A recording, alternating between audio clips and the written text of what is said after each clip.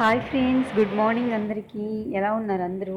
ఆ బాబాగారి ఆశీస్సులు మీ అందరి మీద ఉండాలని మనస్ఫూర్తిగా కోరుకుంటున్నానండి. ఈరోజు బాబాగారు మనకి ఏం చెప్తున్నారంటే, మీలో ఉన్న నాకు ఒక చిన్న నమస్కారం తప్ప మీ నుంచి నేనేమీ ఆశించను అని చెప్తున్నారండి. అంతే కదండి, బాబాగారు మన నుంచి ఏం ఆశిస్తారండి? మనం ఏం పూజలు చేసినా చేయకపోయినా, ప్రసాదాలు పెట్టినా పెట్టకపోయినా, ఆయన మనం కోరుకున్న ప్రతి చిన్న కోరికను కూడా నెరవేరుస్తారండి తప్పకుండా. కానీ మనకు ఉండాల్సింది ఏమిటి అనంటే శ్రద్ధ, సబురండి.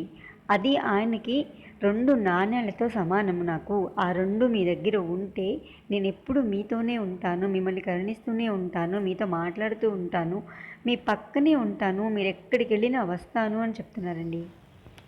అవును కదా ఫ్రెండ్స్, బాబాగారు ఇలా చెప్తున్నారు అంటే అది ఖచ్చితంగా అవును కదా ఫ్రెండ్స్, నిజమే కదా. మనం కూడా నిజ జీవితంలో ఇలాంటి అనుభవాలు మనకు కూడా ఎదురయ్యే ఉంటాయి. అది బాబాగారిని పూజించే వారికి మాత్రమే అది తెలుస్తుందండి, వేరే వాళ్ళకి తెలీదు కదా ఫ్రెండ్స్.